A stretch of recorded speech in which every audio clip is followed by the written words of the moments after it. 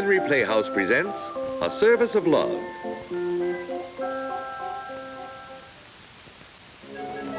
These are the people about whom O. Henry wrote. For O. Henry, they represented untold excitement. This, my dear Miss Carruthers, is your new home. Not a palace with marble halls, fair lady, but ours, and a whole month's rent paid in advance. What's the matter, sweetheart? Joe, you won't regret this?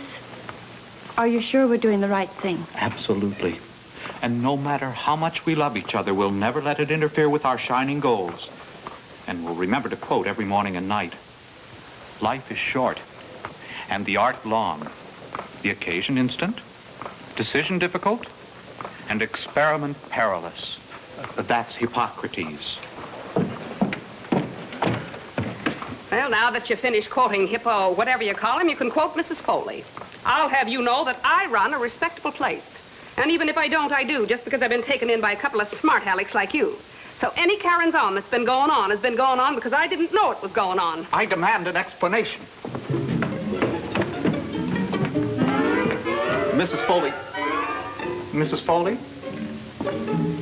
Mrs. Foley, I demand an explanation. What's wrong? Oh, nothing. Just a Harry Rosenstock phoning a message for Miss Carruthers to postpone her piano lesson till next Wednesday. And when I tell him I don't have a Miss Carruthers, he calls me stupid. And says that Mr. Larrabee is bringing Miss Carruthers here to live. But don't you see, though I'm Miss Carruthers, I'm also Mrs. Joe Larrabee. What? Mrs. Foley, we have dedicated our lives to art. My wife through her music and I through painting. And we must take every precaution not to be submerged by matrimony. Art, Mrs. Foley, is a jealous mistress, and we must keep our separate identities in her demanding service. Joe, dear, don't you think you ought to bring in our luggage? Is he always that highfalutin? Yes. Isn't he wonderful? I only hope I can live up to him and not just turn into an old-fashioned, conventional wife.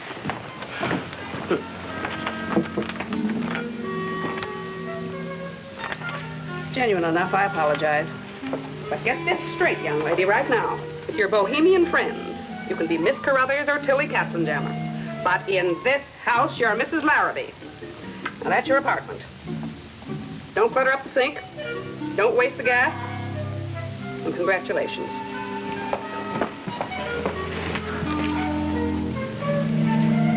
Joe, Henry, at least Delia and Joe had an apartment. Their rent was paid in advance.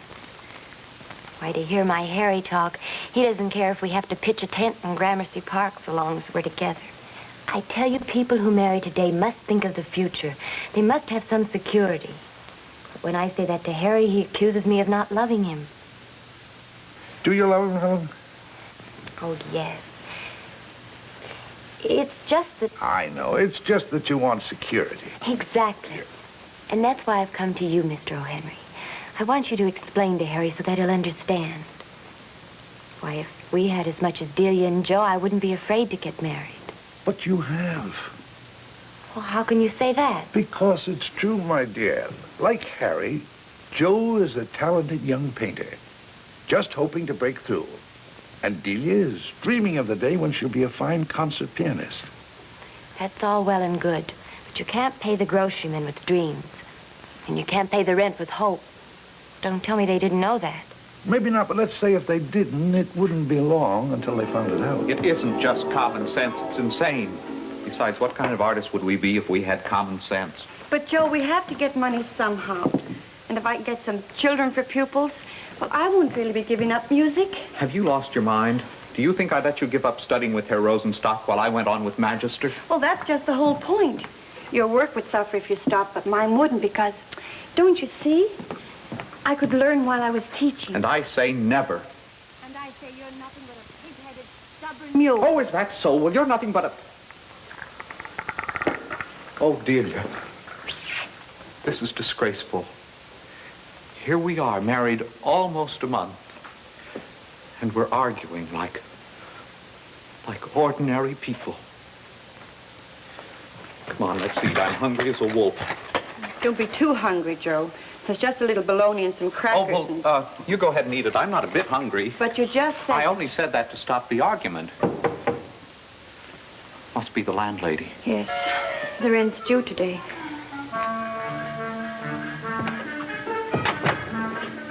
I'm so mad I can hardly talk.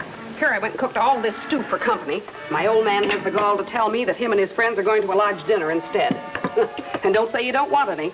By golly, somebody's got to eat all this after I stood over a hot stove preparing it all day.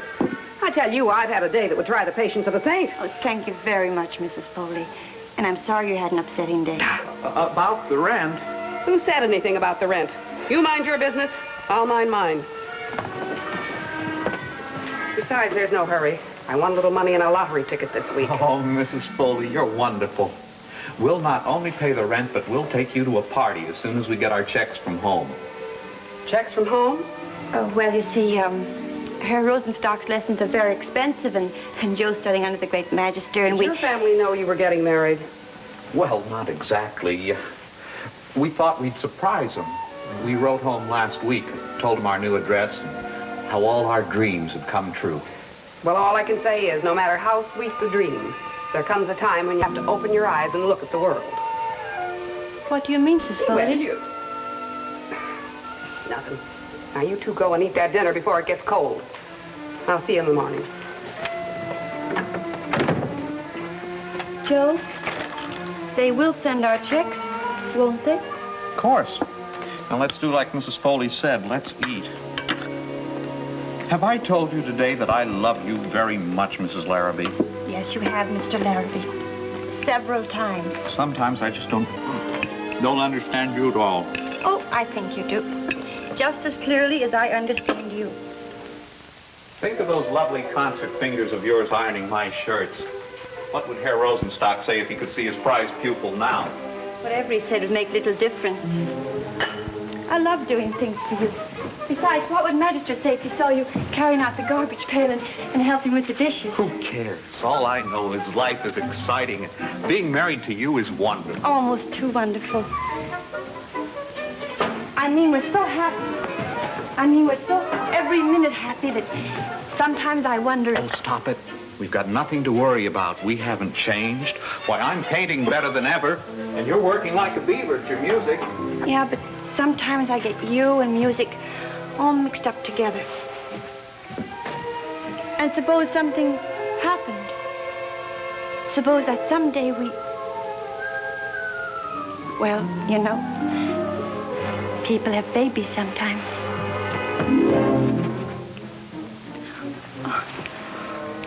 Well, even so, what's wrong with that?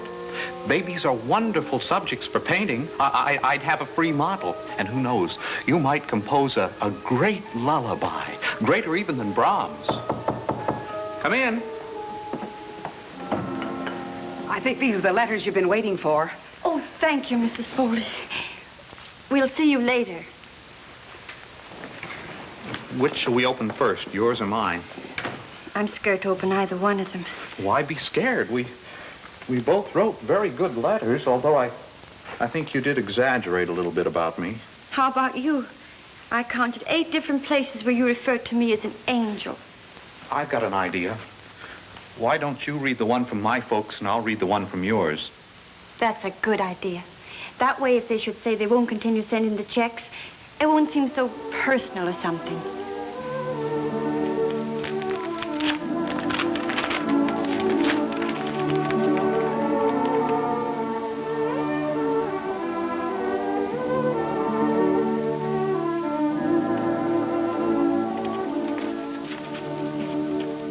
No. Oh, Joe, what do we do? How will we live? Well, like other great artists, we'll have to suffer a bit. But don't you see, Delia? That won't make any difference. Why, your music will take on greater depth. My art will have more perspective. Why, actually, they're doing us a favor. We're alone now, darling. It's our talent against the world, and no matter how grave the fight, we'll win. Sometimes I think we should do something besides fight. Like what? Well, I could get some pupils. Never. Do you understand? Never. Do you know what that little idiot has done? She has actually placed an advertisement in the paper. Listen to this. Wanted. Children as piano pupils in their own homes. Rates reasonable. Well, it sounds all right to me. What's wrong with it? What? Everything. She's deliberately disobeyed me. Madison, 3635. And think of... Just a minute. And think of the things that could happen to her going into strangers' homes. Hello? I want to cancel an ad. No, I didn't place the ad. I just want... Blast your rules. I said cancel it. Hmm?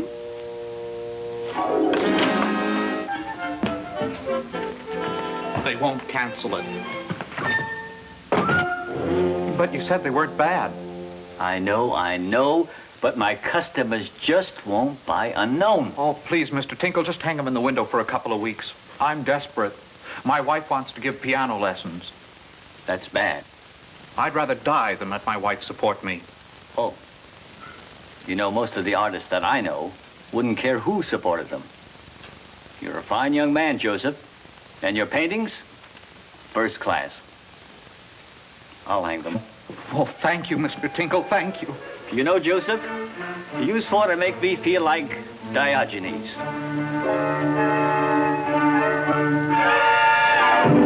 Oh, Henry, I'm right. If I went ahead and married Harry like he wants me to, we'd end up just like Joe and Delia. Because without the proper security, young people don't have a chance. Well, maybe you're right. But, in reality, you know, when she found her first pupil, Joe was pretty unhappy about it. Well, in heaven's name, why? Maybe because her pupil happened to be a daughter of General Pinckney. And you know, he was often described as a gay, dashing widower. Oh, my. I've read about General Pinckney. Did anything happen? Many things. Joe argued, but Delia maintained that the money she was making was worth the risk she was taking, and she refused to stop teaching the General's daughter, Clementine. Oh, the poor girl. Of course she was right. But I wouldn't have the courage to step into the same room with that sort of man. Isn't it tragic what a woman will do when she marries without the proper security? And after 1 week, the strain was almost too much for Joe. Then something happened, and he rushed home to tell his wife the good news. It seems that a lady named Delphia Montclair decided that Joe was a painter with great talent.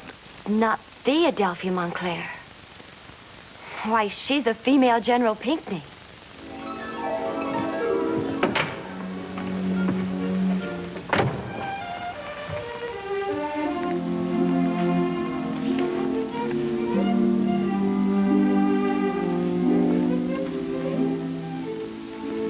Piano lessons that strenuous?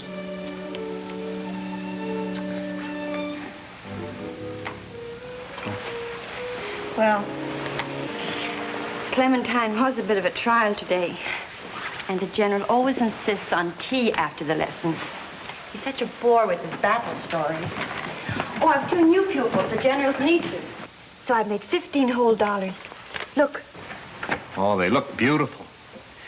But after this week, you can give up your teaching and go back to your own lessons. I've got a surprise for you. Tinkle let me hang 2 of my paintings in his windows last week. You know, Scarecrow in the Corn and The Last Pumpkin. And a lady, a rich widow, bought one of them. $20? Oh, Joe, that's wonderful for a first sale. Of course, your paintings are worth at least $500. Which one did she buy? The one about the corn. She comes from Iowa. And tonight we're going out for dinner. We'll have filet mignon and Charlotte Russe and Chianti. And I've invited Mrs. Foley to the party. Oh, lovely. We can pay her some of the rent, too. Oh, Joe, just think of it. We have $35. Yeah. It's a fortune. Not only that, but she may buy the pumpkin picture next week. Oh, Joe, she may be your patroness. Yeah, but there's a slight drawback.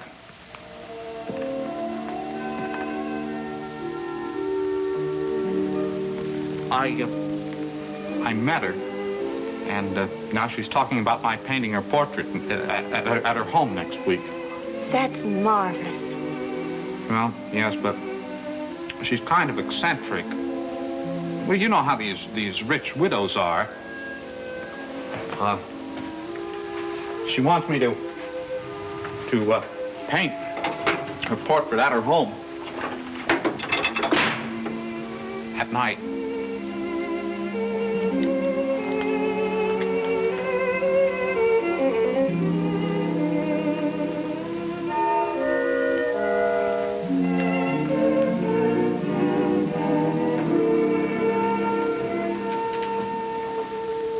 Just how old is this lady? Oh, I don't know. She's practically ancient. Past 35 at least. She reminded me of my painting, you know, the scarecrow in the corner. Joe Larrabee, there's something fishy about this. Oh, you shouldn't say things like that, Delia. I should and I shall. Since when do artists paint at night? The light's all wrong. Well, yes, that'll make the job more difficult, but you know what we've always said. No work is too hard if one loves art, and you know what Benvenuto Cellini always said. I don't care what we said or what Cellini said or what the rich widow from Iowa said. I've heard plenty about these rich widows making eyes at handsome young artists. Are you casting aspersions on my fidelity? If the cap fits you, wear it. Painting at night, indeed. I've never heard of such fol-de-rol. Ready for the party? No, I guess you're not. Who is this lady who peculiarly wants a portrait painted at night? Mrs. Adelphia Montclair. Why, she's infamous. And she's not a scarecrow. She's beautiful. Why, Delia, will you try? At least try to be reasonable? Reasonable? I couldn't be more reasonable. But if you think I'm going to sit home at night while you She's go out... no worse than your General Pinckney, and as long as you give his daughter piano lessons, I'm going to go on painting Mrs. Adelphia Montclair. Like you said, it's better than starving. Listen, Mrs. Foley.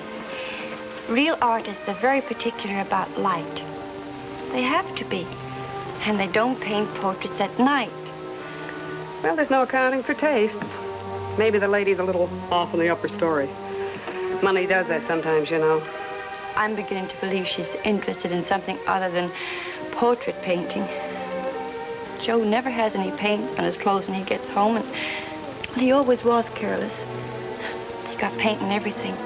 Well, don't go counting your chickens good or bad before they hatch. Oh, I'm sure there's no skylarking going on. Well, there's something else. Last night I followed him. But at 23rd Street, he disappeared. There was only one place open. The Petite Maison, a very expensive nightclub. Now I ask you, have you ever heard of a portrait been painted in a nightclub? Oh, there goes that imagination of yours again. Joe brings home the paycheck every week. Remember that.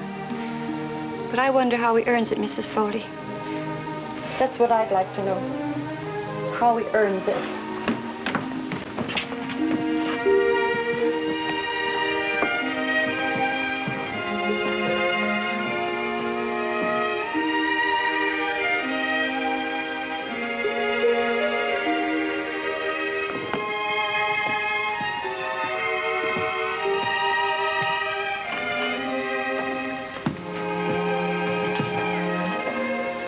And what can I do for you, young lady?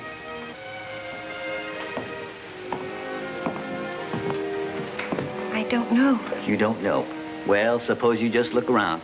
We've got some fine things. Maybe you'll see something that interests you. As a matter of fact, there is something that interests me. There is. Those two pictures in the window, the one with the scarecrow and the one with the pumpkin. By a very promising young artist by the name of Joseph Larrabee. Yes, I know. You know? I mean, I know his work looks promising. But aren't they already sold? They're just on display, aren't they? No, indeed. I'd be glad to sell them to you. You mean the original buyer sold them back to you? Original buyer? No, there was no original buyer. They've been in that window 2 or 3 weeks now. But they won't be there for long, I assure you. Then Adelphia Montclair really isn't interested in Joe because he's a talented painter. Now, wouldn't you like me to take them out of the window so you can get a better look? No. No, thank you. I know them by heart. Young lady, why don't we talk a little more about those pictures? They're such fine items. Because I'm through with talking.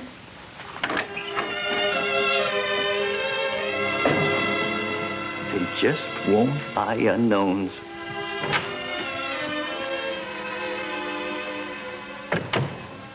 Where are you going? Oh, I thought I'd take a trip to Iowa. Iowa? Why Iowa? Oh, I thought maybe I'd like to see the tall corn grow. I'm very sentimental about corn. After all, that was the first painting you ever sold. Oh, stop it, Delia. What's wrong anyhow? And I might see some pumpkins growing, too. That was your second sale, only Mr. Tinkle loved your paintings so much he couldn't bear to part with them even after they were sold. You went to Tinkle's? Oh, I had such a lovely time. Hearing him call you a promising young artist. But what he doesn't know is that you're also a lying young artist. Stop it. And I followed you one night at 23rd Street when you went to do your portrait painting at the Petit Maison. Oh, now listen, Delia. Don't dare touch me.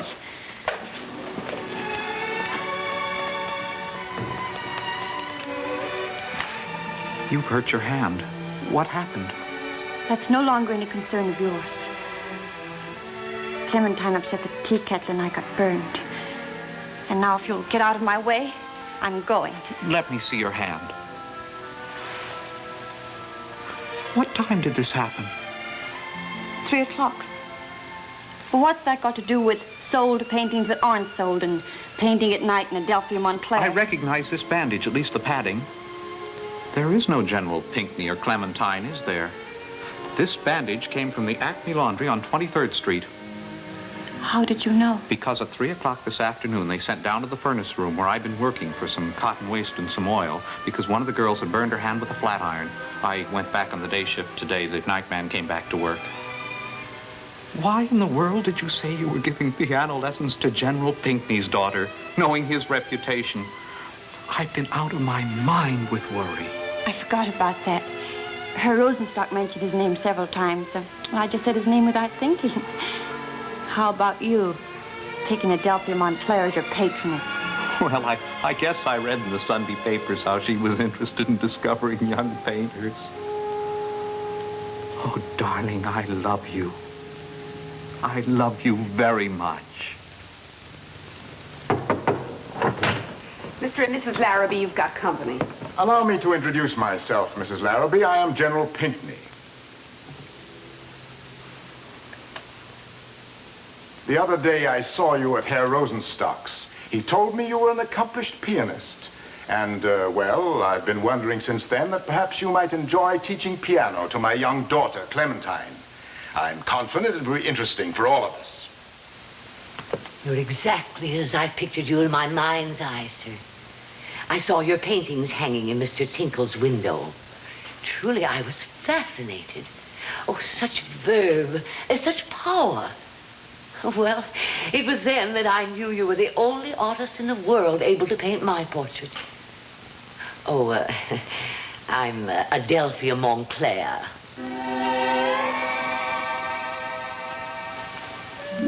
Shall we make arrangements for the first sitting? Say, tomorrow night around 8 o'clock at my home. I'm sure you'll find it very comfortable. Do you remember how we exchanged letters? Yes? Shall we do it again? Yes. No.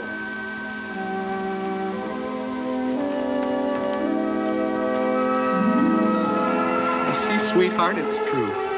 No work is too hard if you really love art. No, Joe. Just if you really love.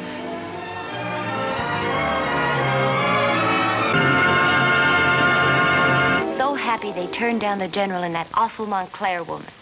Still, it cost them, as you say, a source of security. After all, They didn't need that kind of security because Delia was right.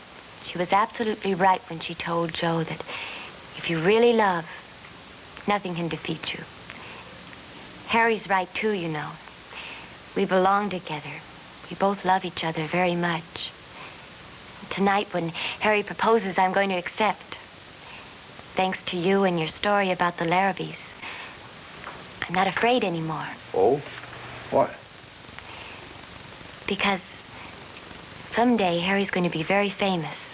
And while we're waiting, like Delia, I'll get a job, too.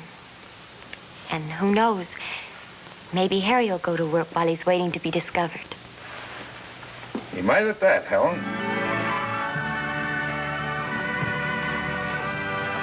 He might at that.